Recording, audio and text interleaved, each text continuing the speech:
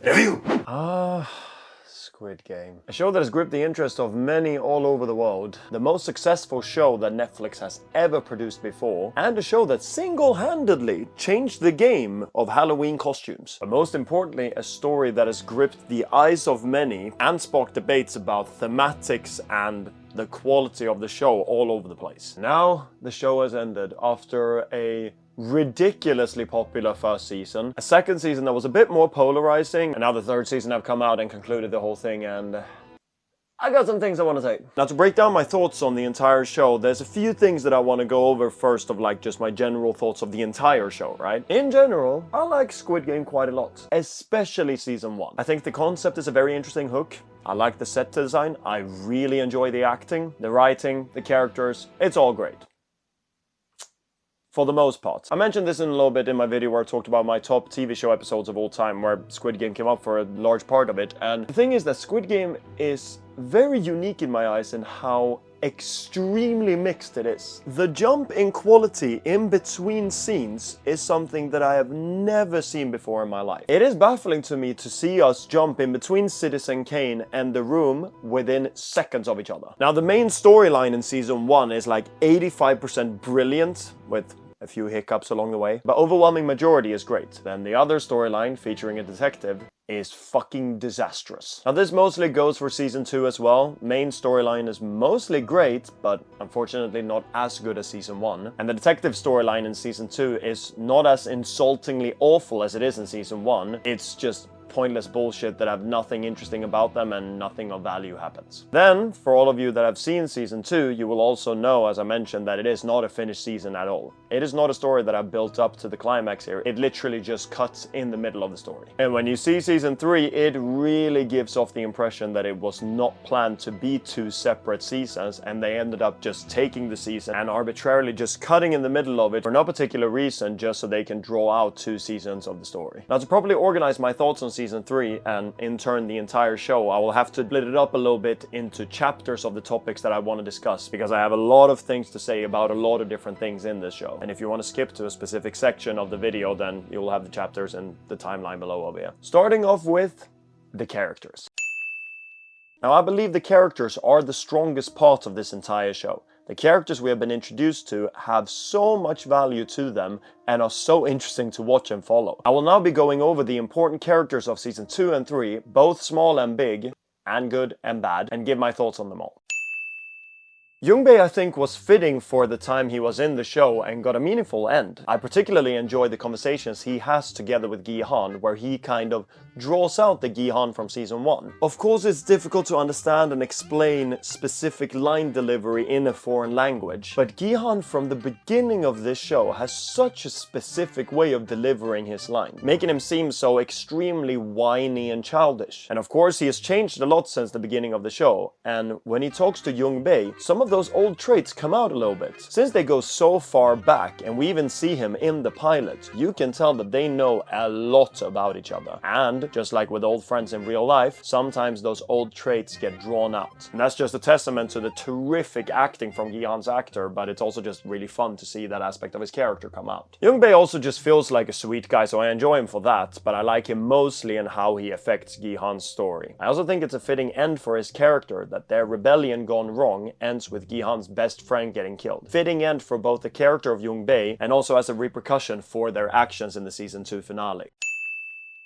Hyun-Ja is a character that I think offers a very interesting perspective in this whole situation, because most of the people in this place are here because they are in that much debt that they will not survive on the outside. They need the money for survival so much that you can sometimes do some justification in your head of self-defense with the things you experience in the games that they're going through. But Hyun-Ja is not here because her life is threatened. She's here because she wants the money to go through with her transitioning procedures and move somewhere where she will be more accepted for who she is. She wants the money to be able to do something so that she can feel like herself in her own skin. Which just makes me think that you're gonna be taking it so much rougher than most people over here when people around you start dying. And that's a side that we also see come out in her as well. Plus, in a world where modern projects usually arbitrarily includes minorities for the sake of having them there so that they will get praised for the mere sake of including them, it's super refreshing to see a project that features a trans character that is actually a character. And a fucking good one as well. Because Hyun-Ja is also just endlessly likable. She's very smart and assertive. She takes control in the five-legged game and beats the shit out of the Shahman Lady to make sure that they move forward. She takes the role of the team leader in their standoff with the guns. She's badass as hell in her fighting scenes, and she is also endlessly caring and loyal, running into the fire zone of red light, green light to help this guy back, but also standing in front of the exit whilst you are badly injured and still going back out to get Yoon-hee and Geum-Ja with her out. And in some ways I kind of see her as the Ali of season 2 and 3. Not as naive as Ali was, of course, but the pure loyal Chad energy is quite similar, which is one of the many reasons why I love both of these characters. Ah, yes. The controversial character of season 2. Okay, look. In a story like this, it is beneficial to have some bad guy characters. A good example is Thanos, but also Jeong-Dae, as well as Deok-Su from season 1. Jeong-Dae is a character that I think is useful in season 2 and 3 because of the change in the rules that you can now vote after leaving after every game. Given that Jeong-Dae's debt is 10 billion when the entire prize pool is 45 billion, then I think it makes sense for him to always want to keep going and be championing for them to continue. Because unless there are 4 people left in the game, he will be fucked either way when he gets out. Only issue is that his character is quite flat and not very interesting or charismatic. You can compare him to Deok-Su from season 1. He was also clearly a bad and dangerous guy, but he was very entertaining and charismatic in his scenes. He had a presence on screen that Jeong-Dae just doesn't have. Now Thanos is extremely polarizing for many different reasons. I do want to say that I actually do appreciate his role in the story. He is just a pure force of chaos. He is so endlessly unpredictable and all over the place, and that does bring a lot of fun energy to the games. The only issue is just that he is endlessly cringy.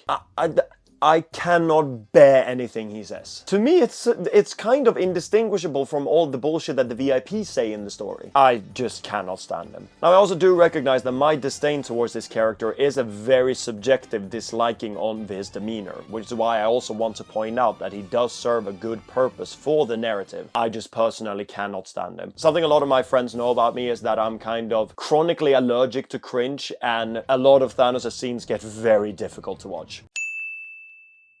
I cannot stand this character. Not only is her story so lame and goes nowhere, she is such an annoying presence in the screen. We can actually do a very good comparison to the Crazy Lady from season 1. She's a character that a lot of people, myself included, thought was very annoying, but there is actually a lot of substance to her. Her first speaking lines is after the first game, when she says that she has a child at home, but then she also kind of randomly includes that 출생신고는 못했는데요.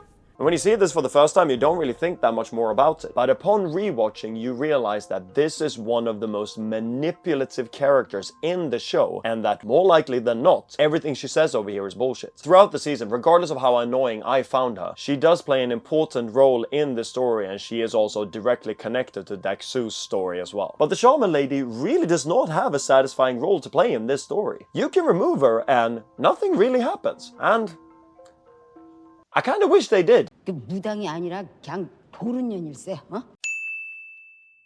In my opinion, they completely failed to get us to have any sympathy for this guy. Whenever he helped Yoon-hee, it always came off as him trying to help himself rather than Yoon-hee or the baby, which makes his villain arc so flat. You can actually compare this to Sang-woo from season 1. He goes on an extremely satisfying villain arc in the first season. We see Sang-woo's entire story of him being smart but reckless. This is also shown very clearly when he plays marbles with Ali. When Ali wins over and over in a 50-50 game, he freaks the fuck out and assumes that Ali is cheating. He is clearly a terrible gambler that puts a lot of emotion into it, which is probably how he ended up with so many failed investments and so much debt in the first place. We even get shown how down bad he is when, during the first day out of the game, he attempts to kill himself, being called back in just in the nick of time. And when he comes back, we see that he starts to go further and further to survive, starts to take more and more ruthless actions to survive, being solidified as our villain when he tricks Ali to save himself, as well well as he pushes off the last guy in the glass bridge game. But even in the process of all the ruthless acts that Sang-woo does, he never enjoys a single second of it. But he will also do whatever it takes for himself to survive. And there's so much substance to his character and how he falls, which is why he is my favorite character in the whole show. But Myung-Gi is just not as sympathetic, not as clever, not as charismatic, doesn't have as fleshed out of an arc or history, and is just overall not as good of a character. Which is why the finale between Gi-Hun and Myung-Gi just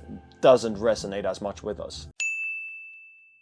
Geum-Ja and Yong-Sik, I absolutely adore as characters. Man, okay, yeah, this is gonna be a long one. Of course, it's such an interesting dynamic having a mother come here for her son's debts, and the son also doing it for the same reason. The mom also not knowing fully how deep their debts go. Then learning that both Yong-Sik and Geum-Ja have issues with being pushed around. Yong-Sik was bullied a lot as a kid without fighting back. Geum-Ja was beaten by her previous husband and she never fought back. Combining this with the final scene we get with Geum-Ja, where she reveals that Yong-Sik have spent his entire life blaming himself for the things that he did. Always blaming himself for things that happened to him, ending off with him attempting to overdose at one point. All of this builds such a fascinating dynamic in between them. And if I were to collect my top 10 moments from the entire show, these two characters would be central in 2 of those moments. First one is during the Mingle game. The number that is called is 3. They are frantically running around together looking for a third member. Then Yong-Sik gets dragged away by 2 other guys. Him fighting it at first and screaming after his mother, but the longer that the timer ticks and the longer he gets dragged, the less he fights them off. Because he knows that there will not be enough time. He knows that fighting them off will most likely kill him. Luckily, Geum-Ja gets caught by Gi-Hun and In-ho, so she is safe too. Then, as they see each other afterwards, Yong-Sik breaks down completely,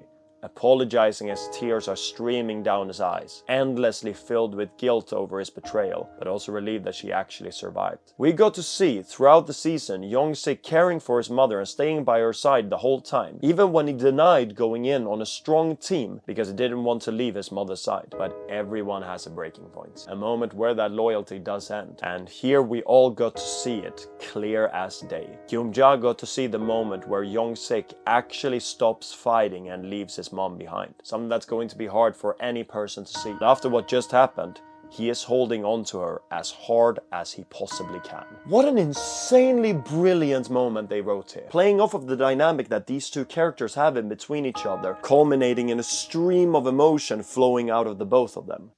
Brilliant stuff. And the second moment from the both of them that I adore is their conclusion. In a game where Yong-Sik, the character who has been characterized as spineless, is in the game that requires him to commit murder to continue. Geum-Ja just have to hide as long as she can, which facilitates the conclusion for Hyun-Ja and also the birth of Yoon-hee's child. This setup is already fascinating enough, but this then results in a moment where Yong-Sik finds his mother, Yoon-hee, and the newborn baby without having killed anyone. He is then standing in front of them, saying that he has to kill Yoon-hee or the baby to pass, but Geum-Ja tells him to kill her. She has lived a good life, she is old, she refuses to outlive her child to begin with, but now she also cares immensely for Yoon-hee and her baby. Given her history in childbirth and childcare, it makes complete sense that she would feel like this. But of course, Yong-Sik refuses. How could he do so? How could he possibly kill his mother to begin with? But also especially after the moment we just had with them in the Mingle game. He fights her off and approaches Yoon-hee and the baby, then just before striking, Geum-Ja stabs her own son in the back. He turns around distraught as hell, but he quickly realizes what she did. He doesn't blame her. He tells her he's sorry as he collapses in her arms. Geum-Ja loses it. Regardless of what he was about to do, she has just lost her son that she cared tremendously for. Lost him at her own hands. This storyline is so tragic. Here's a woman who have raised her son, who constantly made the wrong decision. He constantly allowed himself to get stepped on by everyone and he constantly blamed himself. This pushing Geum-Ja to let it all out on him one night. She screamed that he was a disappointment and that she wished he never got a son like him. This pushing him to overdose and her saving him at the last minute. Of course, after that, she never wants to blame him for anything again. Even during Mingle, when Gi-Hun and In-ho asks where he went, she refused to admit that he did anything wrong and gets super defensive about it. Because she never wants to admit to anyone else, or to herself for that matter, that he ever did anything wrong. But in the end, she was the one who had to stab him in the back, stopping him from taking another person's life, admitting to herself that he was about to do something unforgivable. Afterwards, she cannot live with the guilt of what she's done. She did everything she could to save him. She prayed to the Lords that he would make it out of that hospital, but in the end, she was the one who killed him, following up by her ending it herself because of what happened. What a brilliant story they've written here. What a terrific character they've made in Geum-Ja. She's that good that I kind of see the entire show is worth watching just for her storyline. And to be honest, she might even overtake Sang-woo as my favorite character in the whole story. Like in season 1, I would probably say like Sang-woo, Gi-Hun, Ali, Sae-byuk, and Deok-Su are like my top 5 characters. But now that the whole show is finished, I think I kind of have to refine that list a little bit and make it like Geum-Ja is my favorite, then Sang-woo, then Hyun-Ja, then Ali, and then Gi-Hun. Yes, unfortunately Gi-Hun did drop after season 2 and 3. You know what? Let's talk about that guy. I think Gi-Hun is a very fascinating character to have the entire story centered around. He has a lot of complexity to him, has developed like crazy throughout the story, and he is also portrayed gloriously by Lee Jung-Jae. I think he's at his strongest in season 1 because there he has a character arc that feels very deliberate and fulfilled in that season, whilst in season 2 and 3 I didn't feel like they had an idea of what to do with him or to develop him, especially in season 3. Now in season 2, I do like that we see how far Gi-Hun has come from the pilot. He has become so much more assertive and hardened from the ridiculous loser we saw in the pilot. Now this is best shown in one of my favorite moments in the entire show, the standoff with the recruiter. This entire game is not only super intense and extremely well written and acted, it also tells us a lot about these two characters here. Actually, I want to have a quick tangent about the recruiter because I absolutely adore him as a character. We'll get back to Gi-Hun later.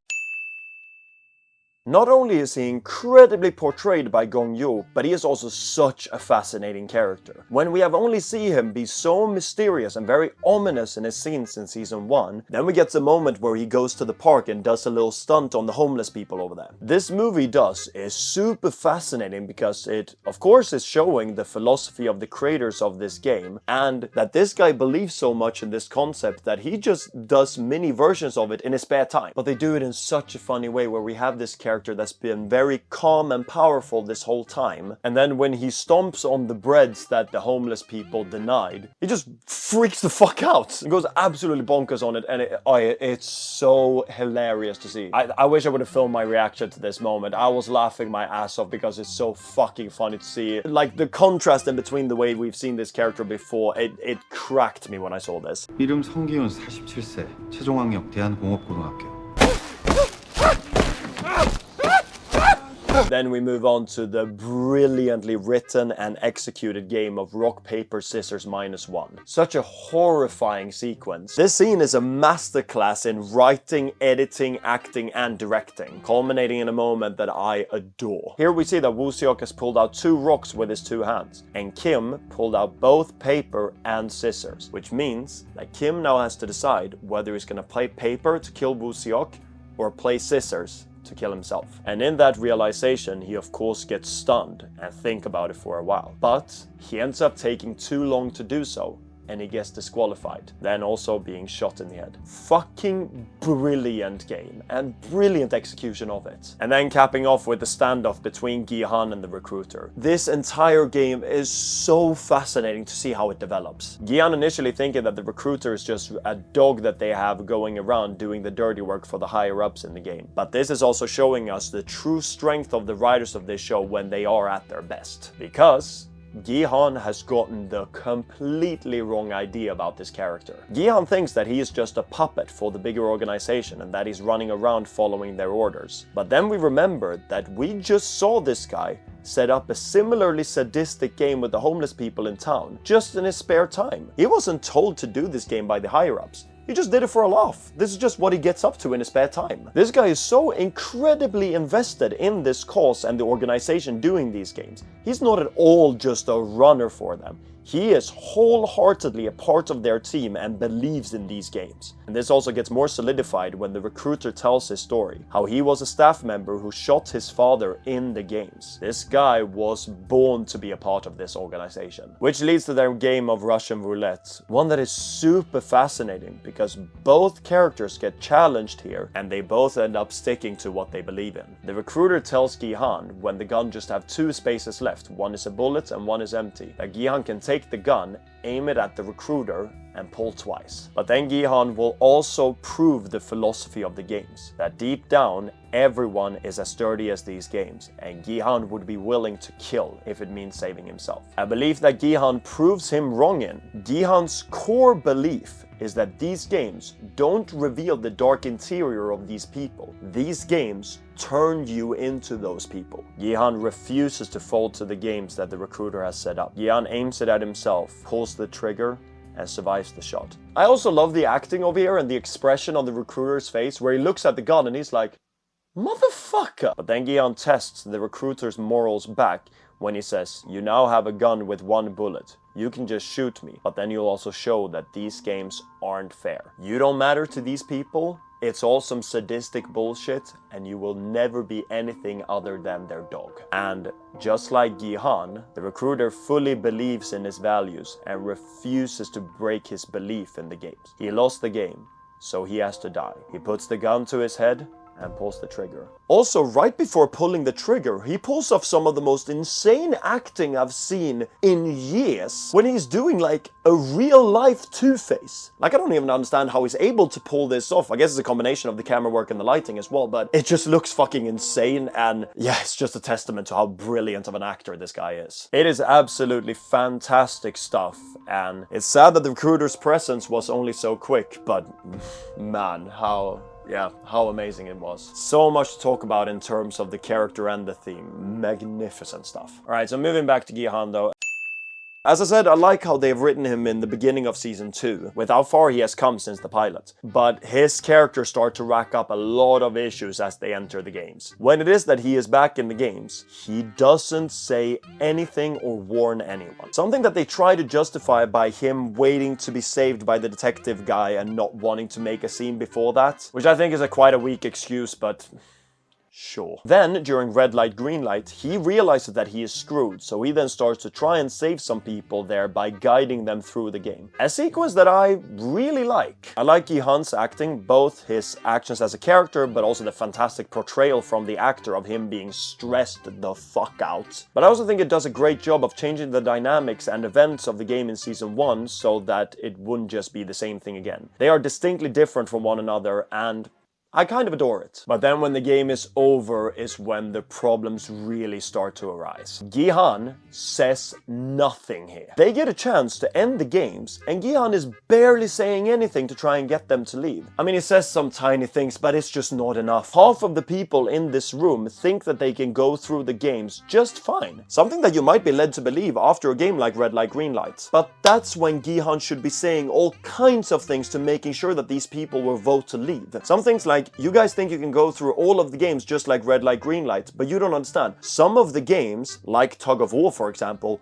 will require that at least half of you die. But here I also think there's a huge missed opportunity in having a really funny dynamic because Gi-Hun can lie. He can say that I was the only survivor, I won 45 billion won last time, and now I have invested all of that, so now I own like 1 trillion won. If we leave the game now, I can pay off every single debt that everyone has over here. Even though it's not true, he could do that and then he could just skedaddle right afterwards. But even funnier would have been if Gi-Hun just made some stuff up about the games. He can say something like, one of the games is that you roll a die. If you roll a 6, you're good. But if you roll a 1 to 5, then you will die by having like flesh-eating ants just devour your body, or you get dropped in a vat of acid or something like that. Or just something insane in that category. It would be so interesting to see what lies he would come up with in that situation. But even funnier would be seeing the staff's reaction to this. Because imagine he spits all of this bullshit and they're like, no, this is a lie. This is not true, you know. And then it's just like, well, why should we trust you? And like the fighting going back and forth and like them trying to be like, you lying motherfucker. Like, it would have been so interesting. But Gi-Hun ends up going on an arc that I really don't like after this. Because because he organizes the rebellion, and then it all goes wrong, partly because Dae-ho messed up with bringing the magazines back. Then after that, Gi-Hun also becomes a zombie emo that I found quite cringy, to be honest. But he then also becomes murderous towards Dae-ho, something that I don't buy for a second that he would be. Like, does he really think that if Dae-ho brought the magazines back, they would have won? Does he really blame him that hard that he wants to murder Dae-ho for it? Bear in mind that this is the same guy that mere days ago sat in front of the recruiter, pulled a gun on his own head that had a 50-50 chance of killing him because he refused to kill the recruiter and become ultimately what the game is trying to prove that he is. I get that he is pissed off and disappointed in Dae-ho, but murderous? I just don't buy it. And to be like, I don't want to go all the way to assassination, but it's like, I feel like it is such a huge betrayal of Gi-Hun's character.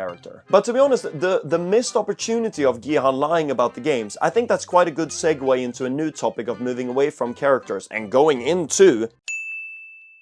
There's so much in this show that could have been great. And there's so much in season 2 and 3 that could have been great. Bro, the idea of following a character who's a staff member of the games, heat. And what do they do with that? A lame rebellion arc that is so endlessly flat. We do learn a cool backstory to these characters, but it's just not enough to justify the huge chunk of the storyline that this eats up. All for a very flat payoff. Frontman being a player in the game, heat. Honestly, my favorite moments from season 2 are the tiny hints we get of In-ho being a bit deceitful. Like him saying Gi-Hun's name, snapping the neck of the player in Mingle, and other tiny moments. All these ones are super interesting, and I was super excited to see Gi-Hun slowly figure things out. But no! In-ho is barely a character in season 3 at all. And the final interaction we get between In-ho and Gi-Hun is just so endlessly lame. So much build up for such a dead payoff. Leaving Dae-ho alive is also something that was just super lame. You can tell when they arbitrarily wrote Dae-ho and Hyun-Ja to come back to the main room in the season 2 finale that they had bigger plans for these two characters. Now I do like that we left Hyun-Ja alive so that we get the standoff in the hide and seek moment that I talked about earlier. But when it comes to Dae-ho, we were hinted at before that Dae-ho has a mysterious past and that there were more to his history. But all of that culminated in just,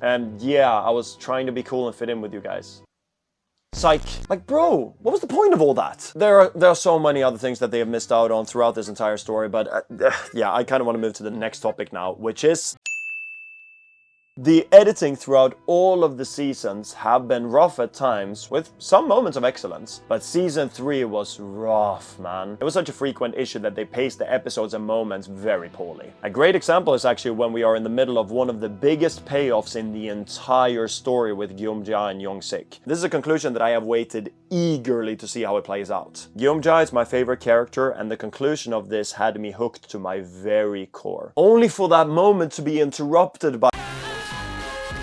And throughout the entire series, there are so many moments where we're seeing a very intense moment play out and it cuts over to... Yeah.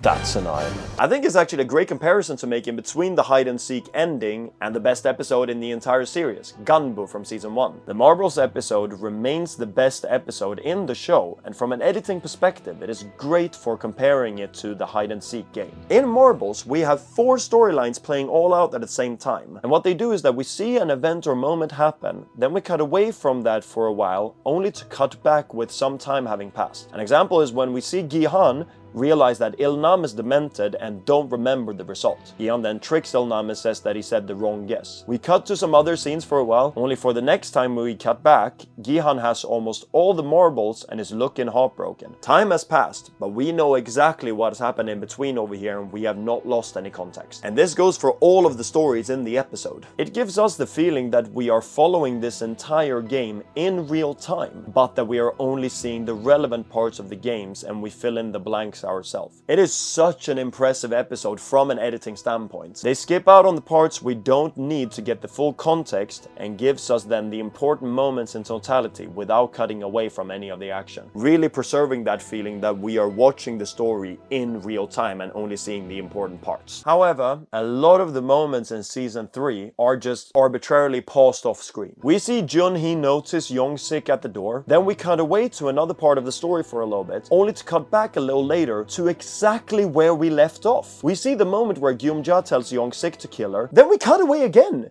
and see something else, only to cut back exactly where we left off. Instead of feeling like we are following this game in real time, they are just paused off screen. Now I don't want you to think that I'm suggesting that we should cut away and then cut back a little bit later, missing chunks of these moments. What I'm suggesting is that we don't cut. It's not like this moment is 20 minutes long, it's relatively short. And you can easily keep that in there without breaking up the pacing of all of the other things that is happening. Like, bro, they interrupt so many moments with just stupid bullshit that we don't care about. And when we're jumping from the writing levels of Breaking Bad to the writing levels of The Last Jedi, then these cuts get even more frustrating. Same when we just cut away from 20 seconds just for one of the VIPs to say their stupid fucking lines. But the editing in the show also suffers from the pacing of it all. Like these voting sequences. They take ages. I get that the first sequence is extensive. I get that. That makes sense to establish how it all works. But they have so many of them.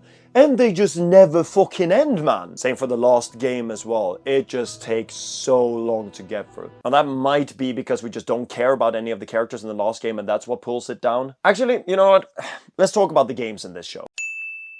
Now, we have gotten to experience a lot of different games with what I consider to be varying quality of setup and execution. My least favorite of all games is probably going to be the Glass Bridge one from Season 1. In the games, the most fascinating part for me are the games that enhance the human nature and what choices we make under pressure. The Glass Bridge don't really do that as much as it is heavily reliant on the luck element of what order you choose. And it is also one of the ones that feels like you can do the most tricks to help you out of the situation, like rolling over the bridge in the middle, or just walking on the poles in the middle, or jumping with both feet on both sides. And, you know, not necessarily saying that it would work or that the staff wouldn't shoot you for cheating or something, but I find it weird that no one tries it or even mentions it when the staff has not said that you're not allowed to do so. Plus, it ends with Frontman turning off the lights to try and hinder the guy's ability to know which one is tempered, which I think kind of contradicts the whole setup of the games. But it also ends with the Glass Bridge just exploding out of nowhere and mortally injuring Sabyok. There's just way too much bullshit in the entire sequence of that. Now, I won't go over all of the games in the entire show in detail. I'm just gonna do some quick thoughts for some of them.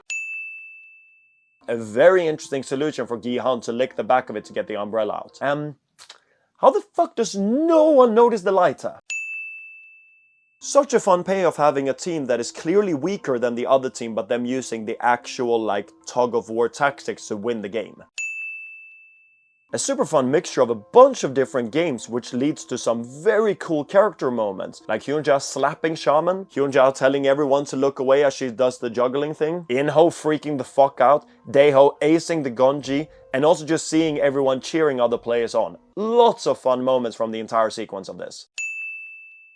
Very basic, but I do love the moment of when the second guy comes all the way over there and just pushes off everyone behind him. Clever thinking from his part, and I also just like the dynamic it makes in between Gi-Hun and that guy. I also love the body cam shot we get on Gi-Hun because that really sells the feeling of being there with Gi-Hun. But when it is that we're talking about the games, there are 3 games that stick out to me, which is Marbles, Hide and Seek, and Mingle. Marbles is just absolutely perfect, both in setup and its execution. You can just tell that they wrote the entire season 1 with that game in mind. I actually did a whole breakdown of that entire game and episode on my list of the best TV show episodes of all time, so you can check that over there to see what I have to think about that. Now, Mingle is, I think, my favorite game in the entire show. I do think that Marbles executes their game better, but the actual game is just so endlessly interesting here from a storytelling standpoint. The moments that this facilitates with these characters is so cool. The moments between Geum-Ja and Yong-Sik that I've already talked extensively about. The moment where Myung-Gi saves all of them by closing the door and leaving Young-Mi outside. A moment that is so interesting because when you slow it down,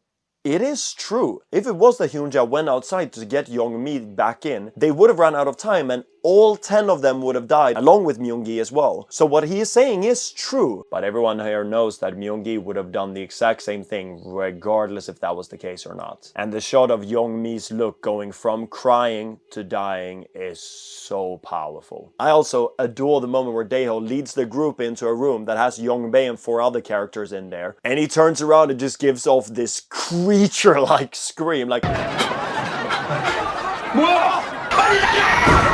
It just feels so fitting for this situation that he's like, ah! Like, this game is just built to force people to make split-second decisions that's gonna mean life or death for a lot of people. And it's so fascinating what they make with the different situations that they have over here. Now, hide and seek is a fascinating one. It is the only game that forces you to directly kill someone with your own hands, which of course facilitates a lot of interesting moments, like the one with Hyun-Ju, Geum-Ja and Yong-Sik. But unfortunately, I just have a bit too many issues with this game and the execution of it. For starters, they say in the beginning that once a door is open, it cannot be locked again, but that's just blatantly not true. We see Jeong-Dae close the exit in front of Shahman Lady as he removes a key and it locks the door. So the contradiction in these rules that they make over here is the reason why Shahman Lady dies. I mean, not that I'm complaining or anything. And it's also that it does get difficult to kind of get an understanding of like the area and the track where all of the characters are in this game. Then I have the editing issues that I already brought up earlier as well as having some character moments that just doesn't land with me that much. So I do think that the hide and seek game is a game that has a very good setup with just quite poor execution. So let's talk about the ending. The final game in this show is so weird. I kind of like the setup of the game and what you can do with that, but they completely fumbled this if you ask me. For starters, they've killed all of the characters that we're invested in. The only character we care about is essentially Gi-Hun. I know that Myung-Gi is here as well, but I've already said what I think about that character. So we are watching a game featuring a bunch of characters that I don't really care for. I mean, Jeong-Dae is only interesting in the story around the voting sequences because of his dedication to continue the games. Not really more than that. And then his henchmen around him are just not really characters, you know? I mean, you can almost tie this into the missed opportunity category, but imagine if we have this game, 8 characters, you have to kill 1 per platform. And imagine it features Geum-Ja, Yong-Sik, Hyun-Ju, Jun-Hee, Gi-Hun, Myung-Gi, Jung-Bae, and Dae-Ho. There would be so much to do with the collection of these characters. But instead we get the ensemble of generic evil men, pathetic villain arc, Min-Soo, which is just a meaningless character, and also featuring a frustratingly passive Gi-Hun. In general, in the build-up to the finale, I do find it weird how much we play with the child killing aspects of the show. Like, I get that these are very evil, greedy men here, but like, ugh, come on. And then ending off the game with the child being the sole survivor. La-di fucking da. We then get our payoff for Detective Man. Yes, he sees In-Ho and he screams why.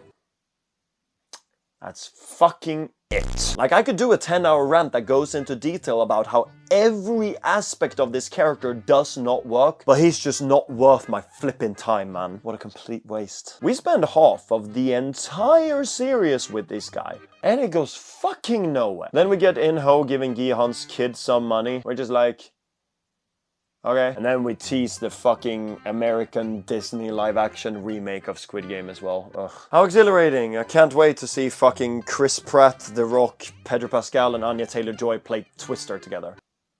Okay, I'd be lying if I said that I wouldn't watch.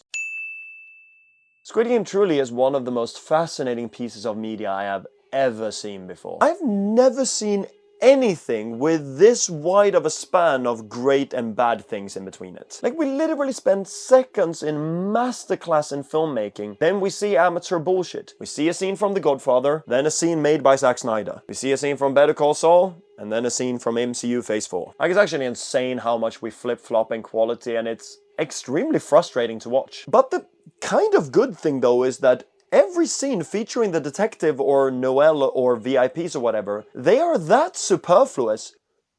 You can just skip every single one of them. Like, you can actually rewatch the entire series and just skip every scene with those in there. Not much of anything changes and you just cut the runtime in half. So, there we are. Now, the strong point of the show are the characters, is what I've said from the beginning, and we have been given some incredible characters in this show, and they make the show worth watching in itself. There are so many elements of incredible filmmaking, great set pieces, and very interesting themes that we are dealing with. So in totality, Squid Game is worth your time. I will land on like a 5.5 out of 10-ish, but the thing is, if we were to do what I said before and just cut out everything regarding the detective, VIP, or Noelle and just take the main storyline, it does go up to like an 8.5 out of 10. But at the same time, if you flip it around, it's a 1 out of 10. So, you know, there we are. Yeah, oh man. Yeah, I'm done. Oh god, this I'm curious how this is. I've recorded a lot of material, and this is also the longest script I've ever made for any video ever before. And yeah, I hope you guys enjoyed hearing me rant about all of these things. I felt like I got to cover all of the areas that I wanted to in this game, because it's a show that I like. I like this show because it has such strong moments, and I also like the discussion around it of how multi-sided it is, and you can just talk for hours about the greats and the bad things about it, you know? But yeah. Hope you guys enjoyed my extremely long rant around this, and yeah, make sure to stick around for more discussions of it. And soon I'll also get the second reaction to Bly Manor episode 2, so make sure to stay tuned for that. Yeah, thanks for sticking around, and love you guys. See you. What the fuck is that? It's like a plague doctor. Ugh, that's disgusting. And I actually would like to talk about that today, to analyze a little bit of what it looks like when you follow through on the ending you have created, or when you're checking out. Over the years, Jurassic Park has been pillaged, both in terms of franchising and AI material made from it. And that whole thing actually has quite a dark irony to it. Let me explain. These fries are unequivocally fucking busted. Unequivocally fucking bad. We can go to his skin tone and we can make him green. Oh my god! Now he's green! Oh, yeah, sure.